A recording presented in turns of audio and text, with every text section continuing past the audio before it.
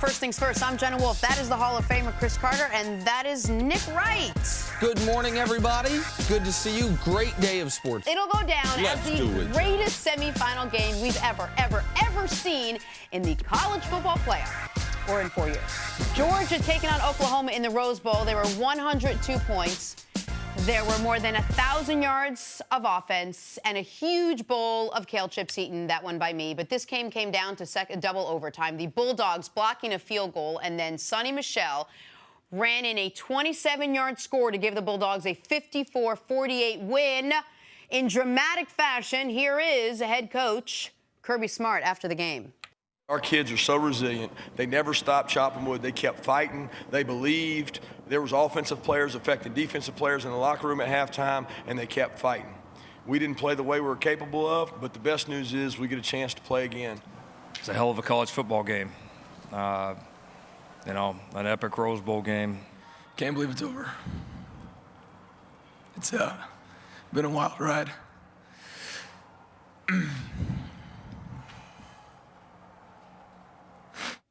So what you heard there was part him battling flu-like symptoms from Baker Mayfield, but also big part was emotion. I mean, he plays with as much emotion as you are going to find from a college football player. CeCe, what was your biggest takeaway from the Rose Bowl yesterday? It was great to see. It's not a perfect system, but to declare a champion with 4 teams playing a doubleheader on one day and one night, I think it's a phenomenal way to finish up the college football season. I'm a huge fan of college football. It was exciting. The Heisman Trophy winner trying to lead his team with a big win. Georgia, which you could argue might be the most consistent team throughout the season, winning the SEC, making a huge comeback with all these big plays, 1,000 yards, all these points. It boils down to something we only spend a little bit of time talking about: special teams. A guy with a tremendous effort blocks a field goal attempt, and this is how this game is decided. Football is a great game. It's the coming together of a lot of different things, but to see these young kids play, some of these kids are going to play professionally, but a lot of these kids, this is their last football game, not of the season, of their life, and they played like it. What a treat it is to be a football fan, for it to be able to end the way it ended. Double overtime, and then trumping it last night with the Alabama win over Clemson. I'm excited about college football. I'm so glad that's where you went with this, because this was such a great football game. And we've been on an incredibly lucky run the last 24 months of finals or semifinal games across sports being unbelievable. The Cavs, Warriors in the championship, but before that, Cavs, Thunder in the series before, the UNC Villanova national championship game, New England, Atlanta, Super Bowl, the back-to-back amazing World Series, and now this game yesterday. We'll get into Clemson, Alabama in a bit, but this game in particular was amazing to watch. It had drama. There were 11 ties and lead changes. I thought it was officiated well, and by officiated well, I mean there weren't a lot of flags. Right. Like, I don't know if there were a lot of missed calls, but there were only 7 penalties thrown. The officials weren't a big part of it. The star players made star plays. And the reason I said, CeCe, I'm glad you started there, because I know so much of the conversation today is going to be about a special teams play that wasn't the blocked kick. So much of the conversation, because what we love to do, even after a game as great as that, with 2 great teams, 2 teams that there was no controversy if they should be in the playoff, no matter what playoff system you want, Oklahoma and Georgia were going to be in. So much of the conversation is going to be about a squib kick at the end of the first half. Did that change momentum? Did that change the game? Oklahoma was up 17. I would caution people when they talk about this, talk about what Tay Crowder did. Catching that ball on the fly, which is the only reason it was even a question. Then the next play, true freshman Jake Fromm making a great play with just seconds remaining in the half to Godwin on the sideline to set up a former walk-on, Rodrigo Blankenship, to then make the longest kick of his career. Like, we've done a thing I don't love in sports commentary, which is no matter how well a game is played, no matter how well a game is coached, we have to find someone to blame. The reality is yesterday someone had to lose. Someone was going to lose that game. Lincoln Riley didn't lose in that game. Baker Mayfield didn't lose in that game. The kid from Georgia that blocked the kick, along with Sony Michel and Nick Chubb and true freshman Jake Fromm, won that game. But it could have gone either way. I don't think Georgia's clearly better than Oklahoma. I thought this was an amazing football game that one team had to win. It's just rare that a game lives up to the expectations, all the expectations that we set, that fans set, that the media set. We talked about this game. I mean, we thought the other game was going to be a nail-biter. Right. This one, from the get-go, right off the bat, you knew that this was going to be a high-scoring game. And both coaches before the game said this one will mostly come down to the end, to the fourth quarter, which it pretty much did come down to the end. CeCe, I'll ask you this. As a player, you're this Georgia team. You play an extremely emotional game. I mean, talk about a team that left everything on the field when this is over.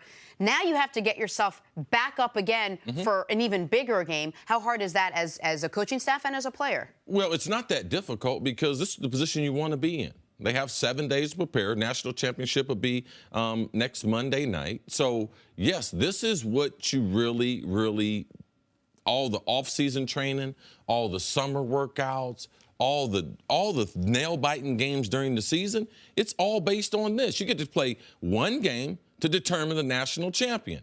The irony to it all is Kirby Smart, who I know was going to be the heir apparent to Nick Saban and take over Alabama's program if Nick Saban left or retired.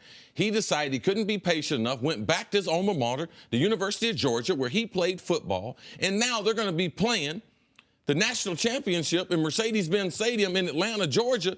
I mean, you couldn't end it any better. Now, I don't think the SEC is the best conference. I think the Big Ten is the best conference, but I think the national championship game, they have it right with Bama going against the Dogs of Georgia. I want to say one other thing about this game before we move on to Bama-Clemson. I thought this would be a close game. I didn't think Georgia could win this type of game. If you'd have told me that it was going to take 45 points to get to overtime, I just said, okay, well, then Oklahoma's going to score the 45. And the fact that Georgia was able to take the flurry of punches, not one punch, the flurry of punches in the first half. Can we just quickly show what Georgia's defense did in the second half? Look at that. In the second half, and 2 overtimes, to allow 17 points, but they didn't really allow 17 points because one of those touchdowns was a fumble recovery return.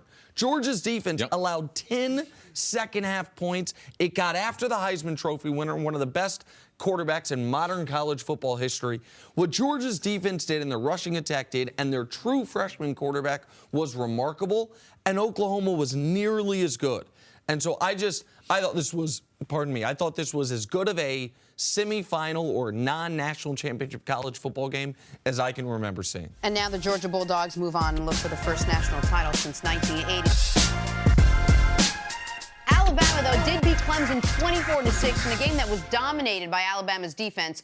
Crimson Tide held the Tigers to under 200 yards and got a defensive score from linebacker Mack Wilson. They will advance now to take on Georgia in an all-SEC title. Here is Nick Saban after the game. I think this game was about sort of our identity as a team, and I don't think that anybody could question the relentless competitive attitude that we played with, warrior-like mentality out there, and it's certainly what we needed. There's things that we could have obviously done better, but I'm really proud of the way our guys competed in the game, and I think that was a difference in the game. Just incredibly, disappointed in our performance, but credit goes to Alabama. Congratulations to Alabama. They were the better team today, no question about it. All right, Nick, let's start with Alabama. There were some questions going into the game, whether they even belonged in this space, and they came out of it as dominant as you could possibly imagine. Is Alabama look unstoppable now after the Sugar Bowl? As a team, I don't think they look unstoppable. That defense looks terrifying. I mean, this was one of the top 2 scoring defenses in the country, and they looked like it. To hold Clemson to 6 points, a Clemson team that averaged 35 points per game this year, that scored at least 24 in every single game they played this year except for the game against Auburn, was remarkable. Now, if you're Georgia, I think you look at it and say, that Alabama offense, to use a phrase I like, can get got. I mean, I know they scored 24, but 7 was on a pick 6. Another 7 was set up by an interception, a return. So Alabama's offense didn't look unstoppable, but that defense. When do they, though? Right. Yeah, I mean, no. It's a good point. It's like a very typical Alabama team. It's driven by their defense. This team is very similar to some of the other teams, but they just don't have the star power on their offense. Unstoppable? No, this is not one of Nick Saban. He's won 5 national championships, 4 at Alabama. People want to talk about the last couple that he's lost in the semifinals, semifinals and the championship game, 1 to Clemson, 1 to Ohio State. But this is not one of his better football teams. Should they have been in the national championship? Well, looking at the Big Ten champ Ohio State, we can say that they played well enough to, yes, but the Big Ten champ should have been in there. Alabama sent a message that they are the kings of college football. Nick Saban trying to get his 6th national championship. This is how they win. All right? When you cannot throw the ball down the field, when your quarterback cannot run the ball against Alabama, the way they play defense, you will not beat Alabama. You cannot get into a phone booth and try to. They have better big people than you have. What does that mean? They got better defensive linemen, and they got better offensive linemen than you have. Their linebackers, we know 4 of them got injured, but 3 of them were back. And we could see that defense was the best defense we've seen at Alabama. And I said that yesterday.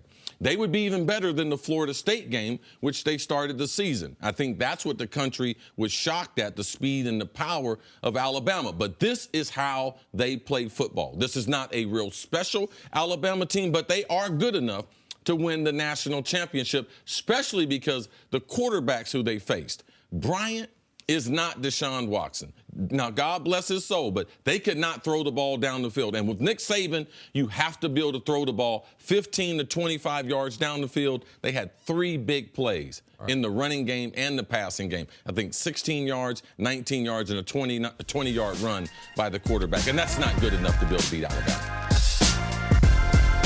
Last time the Rams were in the playoffs was back in January of 2005. 2005, better known as the year Everybody Loves Raymond, went off the air. Never got into that show. I hear it's funny. Moving on. A lot has changed since then. Everybody's laughing. Other people are. As second-year quarterback Jared Goff and rookie head coach Sean McVay prepare to take on last season's NFC champions.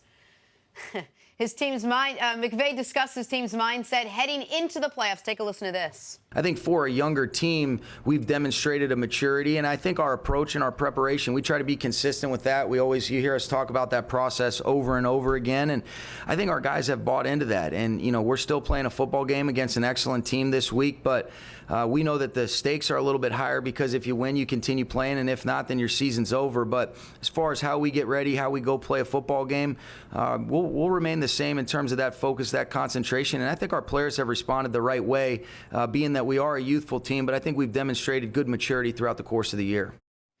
Greg, when we talk about the playoffs, one of those intangibles that we always sort of circle back around to is experience, and which team has it and which team doesn't, and which team is an advantage for how much experience they have. When you look at this young Rams team, they've played so well this season, but what's the one thing they lack is postseason experience. Where does that factor in?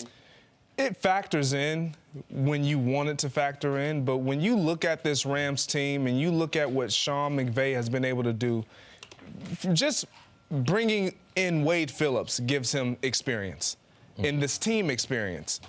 His experience, even in Washington, being in the playoffs, understanding what it's like to play in the playoffs against the Green Bay Packers and losing that game, but still having that experience of being in the dance.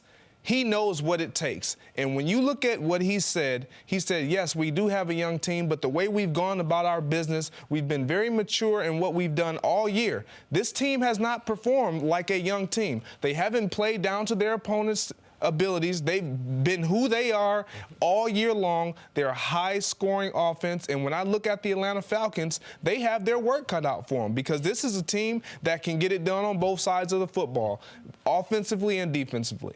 We have 6 teams, new teams to the playoff this year. 8 teams. 8 new teams. 8 new teams. Greg, this team reminds me a little bit of the team that you won your Super Bowl on. Weren't they saying that before you guys started the playoff? Without question. Don't have any experience. But that's the excuse that people make after you've had success. They try to look and punch holes. Oh, well, now let's add experience. Well, we didn't think they were going to win double digits in games. We didn't think they were going to win their division. And actually, Jenna, they've already played the playoff game. That's when they played Seattle.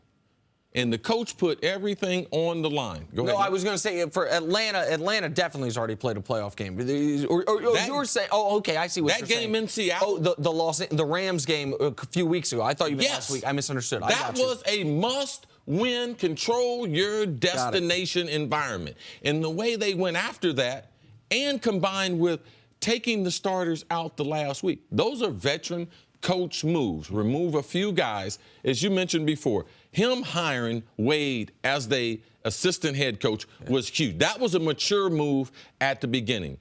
Getting Whitworth as the left tackle, that's going to help the locker room because he's been in playoff battles in Cincinnati. So they have enough experience around. It's about we make excuses. All right? It's not like there's a team with a bunch of experience. Who would you rather be? Atlanta with the bad experience they had last year, or be the Rams with no experience and playing at home? Well, I would much rather be the Rams. I think that part's really interesting because the Falcons do have a ton of playoff experience, but their most recent playoff memory is it's called a nightmare. Right, it's quite simply something that gives them flashbacks to the biggest Super Bowl lead blown ever. So, I don't know if that's good experience. It's interesting because to me the key to not only this game but potentially the Rams' playoff run is a guy that doesn't have playoff experience, but a guy who might have had too much regular season experience. And that's a question of if Todd Gurley's going to run out of gas. This is something that Todd Gurley, is he the MVP? Todd Gurley, look at all the amazing things he did this year. He's first in touchdowns, first in 10-yard rushes. He would have won the rushing title if they didn't rest him the final week. Todd Gurley has 343 touches. That's most in the league by about 60. He's got 900 snaps. That's most in the league by a running back by more than 100. Todd Gurley, if he is fresh for the postseason, this Rams team absolutely can win 3 playoff games to go to the Super Bowl. If Todd Gurley is at all worn down from... But why would we think he would be tired? I was going to... why would we bring... why would we think... Oh, because in NFL history...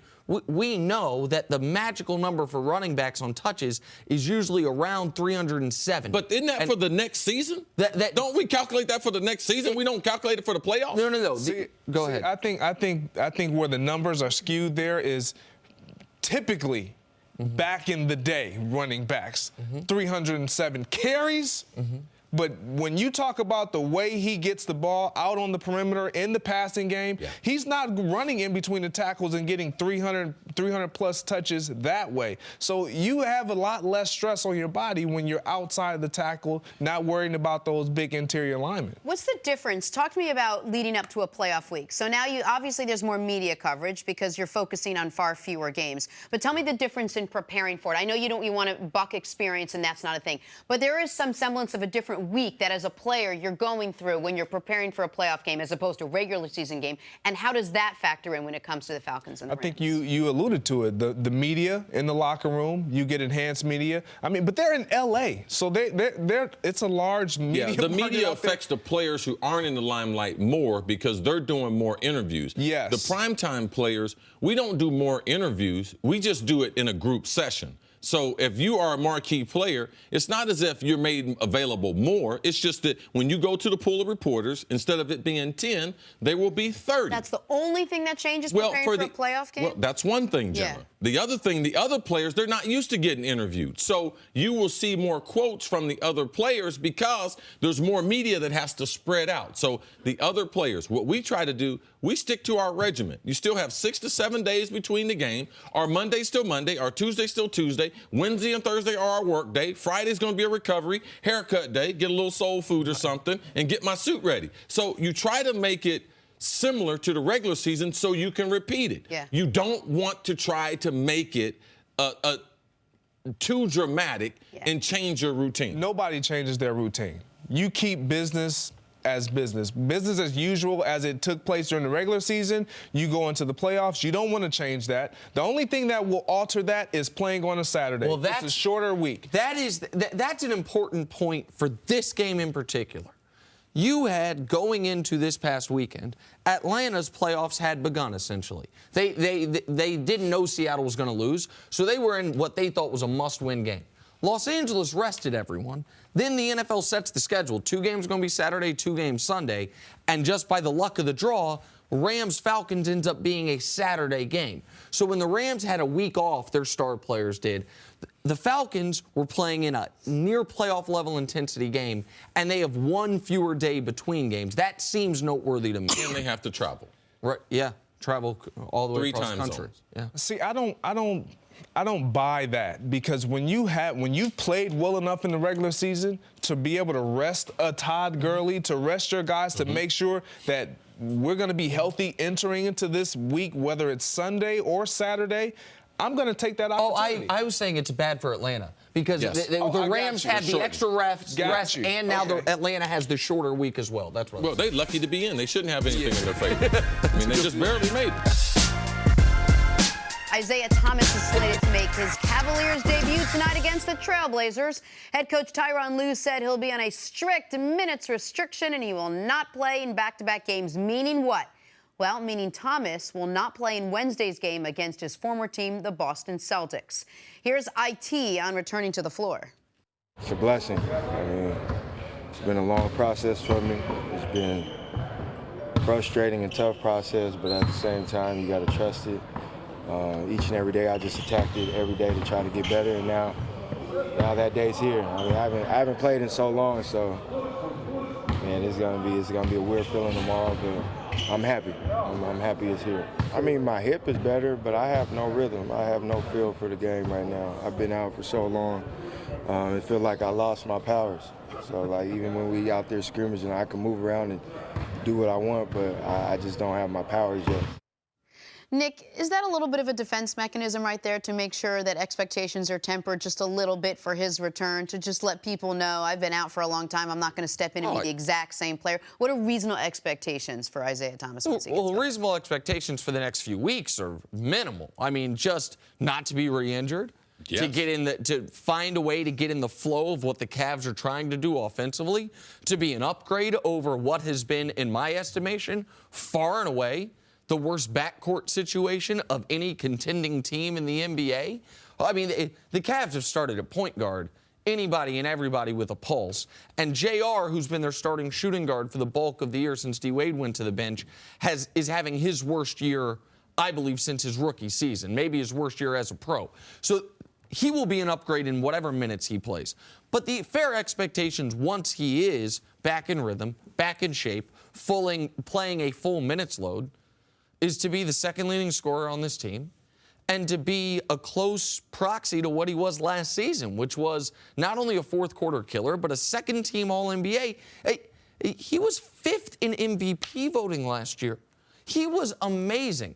He won't have those raw numbers with LeBron, but if he was a 46% and 38% shooter from 3 last year without LeBron, we've seen everyone's field goal percentage go up. He should have more open shots. He should be able to be a more efficient scorer, even if it's lower volume. I have very high expectations for Isaiah once he gets back fully in rhythm. Expectations to be an all-star. He's a knockdown shooter. He doesn't have to maintain the ball or run the offense because LeBron is there, so he has the ability to come back and to be able to slowly, gradually take over the team as the point guard. The demands on him defensively, they won't be there because people know. And he had a significant injury. I think it's smart by the team to have the first game playing at home. We know he's not going to play back-to-back, so for people say, well, they intentionally had him miss the Boston game. The Boston game doesn't mean anything, and he shouldn't come back in Boston. Don't put that extra pressure. He's in Cleveland now. Let him play at home. All right? See how he plays the first game. He shouldn't be playing in back-to-back games, and I think that we'll see from this point on, I believe Cleveland will have the best record in basketball from here to the end, or they will have the second best record in basketball from here to the end of the regular season. I just want to add to the Boston point quickly here. Isaiah clearly has an extra chip on his shoulder about how he was treated on his way out of Boston. Whether he should or not, he does. He doesn't like the fact that he was traded. He doesn't like the fact that he played through, or he says he doesn't like the fact he played through the injury.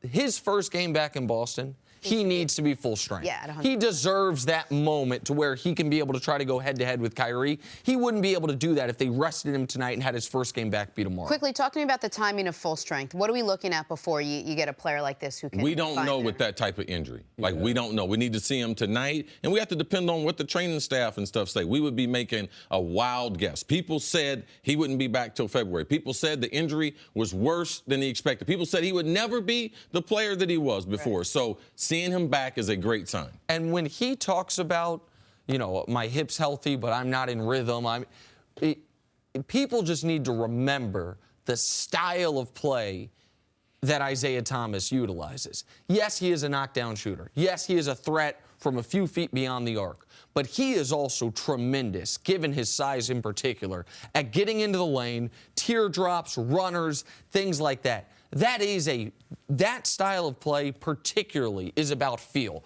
Feel for the defense, the probing, all of that. So I totally understand him saying he is nowhere, even though if he feels like he's healthy, he's nowhere close to that yet because he hasn't played in a real basketball game since Game 5 of the Eastern or Game 3 of the Eastern Conference Finals.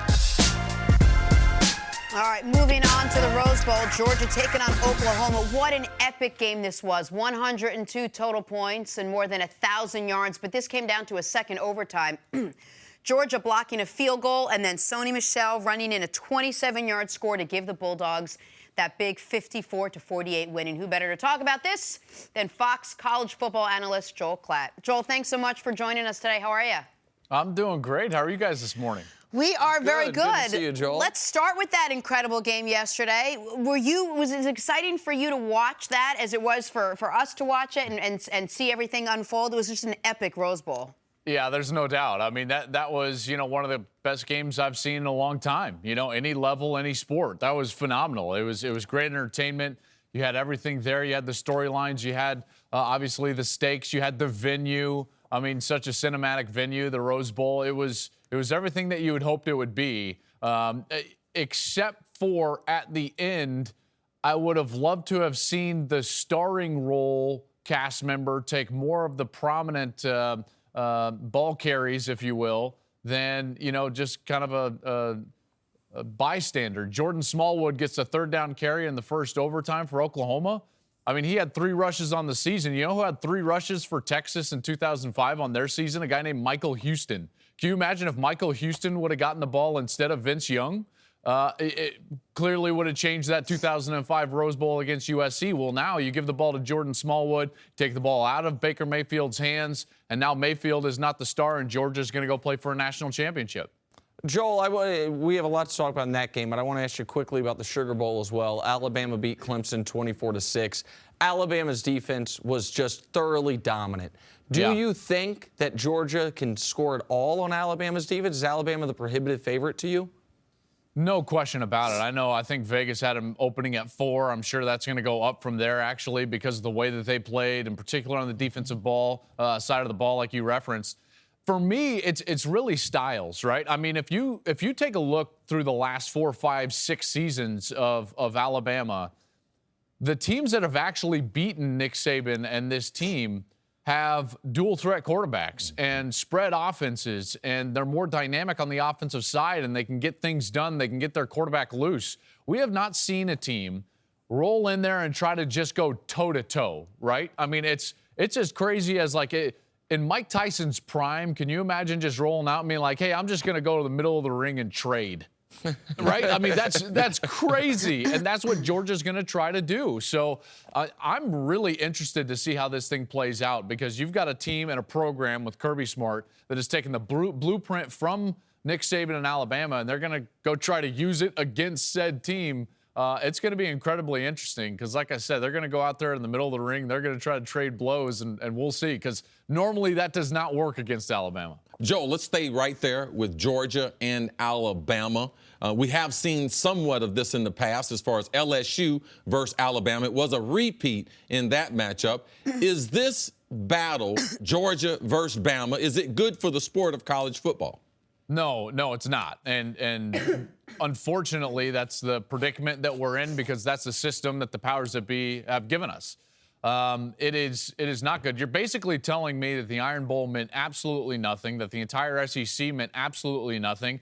And in the same case as LSU, and I know it's a little different, and Chris, you reference it because that was a rematch, LSU and Alabama. This is not a rematch. However, aren't you penalizing Georgia? They had to play 60 extra minutes of football to get to this point, and Alabama didn't, So the burden of proof is never on Alabama in any system, whether it was the BCS or the playoff.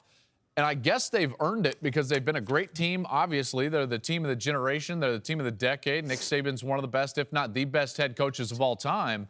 But the burden of proof is on everybody else outside of Alabama, and Alabama continues to get these passes in order to compete for a national championship, and they took advantage last night against Clemson, and we'll see if they take advantage against Georgia. But I feel like this is unfair to Georgia and really the entirety of the sport. Everyone wants to say, like, well, hey, are we identifying the best teams? Well, if we were just identifying the best teams, then let's just give the Vince Lombardi trophy to the undefeated New England Patriots and not even allow the Giants to play that Super Bowl. We play the games for a reason. You're telling me that Georgia played Auburn for no reason whatsoever, and Auburn beat Alabama for no reason whatsoever. So the SEC is going to get these two representatives in there. They're a great conference at the top with these two. Really poor outside of that. But I don't think it's good for the sport overall, no. One of the other things a lot of people are talking about, Joel, this morning is Baker Mayfield and what his legacy is going to be. He was so successful on the field, but it was tarnished ever so slightly off the field. You want to call them antics, you want to call them shenanigans, you want to call them distractions, whatever it was. I'm curious, in your opinion, what you think Baker Mayfield's legacy, college legacy, will be moving forward, and if that at all will impact him in the NFL. I don't think it'll impact him in the NFL because, again, the draft is so interesting, right? I mean, you don't even need two teams to fall in love with you. You just need one, right? So you don't even need a consensus or anything like that. So someone's going to fall in love with this kid. He's a football rat, which is very different than Johnny Manziel. He's not a partier. He's got a really steady girlfriend that he's had for quite some time. So this Manziel comparison that a lot of people are going to try to make, and they're going to try to force that narrative, it is not correct. Mayfield is very different than Manziel. In fact, he's a much better player than Manziel. He might not be as electric outside of the pocket, but he's a much better thrower of the football. Now, in the college realm, Jenna, you asked about his legacy. I thought his legacy could have been if he would have won last night and potentially won the national championship. I think we were looking at a guy that was going to go down in the top 2, 3, 4 college football players ever, because of what he's accomplished, in particular with his backstory being a walk-on, only walk-on to then win the Heisman Trophy, top 5 in the Heisman Trophy 3 times. I mean, he's got the numbers. He would have had potentially the championships, but they took the ball out of his hands, and that's not going to be the case. So now you're left with this predicament, like you said. Is he going to be the guy that you're talking about his off-field antics, or are you going to be the guy that you're talking about his on-field antics? And for me, I'm always going to look more on field than off, and I think Baker's one of the 15 to 20 best quarterbacks we've seen in college football history. His numbers suggest that. He's a guy that never lost a true road game, a true road start in the University of Oklahoma uniform. That's pretty spectacular stuff. And so for me, that's what's going to live on. Joel, I couldn't help but listen to you answer about Alabama and the current playoff system and smile and think back to, I think, the first time you and I were on television together and we went to battle about the current college football playoff system. Yeah, you're still wrong, by the way. Okay, well, so I'm just curious because you have this team at UCF that's the only undefeated team in college football that beat an Auburn team, that beat 2 of the college football playoff teams, that beat an Auburn team that lost to Clemson but beat them better. They're by more points than they beat Clemson. And under the current system, there's no way for UCF to get into this playoff. That doesn't sit wrong with you at all. It doesn't. There shouldn't be a path, I don't know, maybe an 8-team situation where a team like UCF can prove that they deserve to be national champions? Well, I mean, I certainly think it's a good story. Now, do I believe that a group of 5 team period earns the right to play for a national championship? Not necessarily. Their schedules are not even close, right? I mean, it's not even close. Now, having said that, Do they deserve more access than what this current system gives them? Yes, they obviously do. Now, an eight-team college football playoff ruins the sport completely, because every single non-league game basically goes away. It means nothing. You can lose all your non-league games. You can still go win your conference, because as soon as it's 8 teams, you're going to get an automatic berth for every conference champion in the Power 5.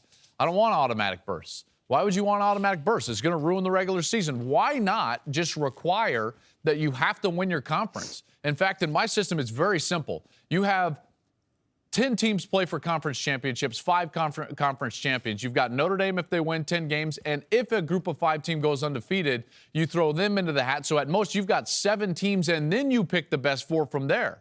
So at that point, I think you're giving the group of 5 team better access than what they've got now, because at least they would be one of 7 that you're choosing from, rather than what we have now, which is they're not even cracking the top 10, which is laughable with the committee. Joel, I think you and Nick should just get in a room and arm wrestle, and then whoever wins. The arm wrestling, I don't love my chances. That is not a fair fight for Nick. I know. That's why I said this it. guy. Joel, thank you so much for joining us. Much appreciated. Joel, not overrated like some college coaches. Glad to have you. Thanks for everything. There we go. We'll see you next week. Yeah, enjoy your off-season, Joel Klatt. Thank you for listening to the First Things First podcast. Remember, leave us a review and tell us what you think. Subscribe to the podcast on Apple Podcasts and catch us on FS1 Monday through Friday, 6:30 a.m. Eastern. For Chris Carter and Nick Wright, I'm Jenna Wolf. So long, everybody.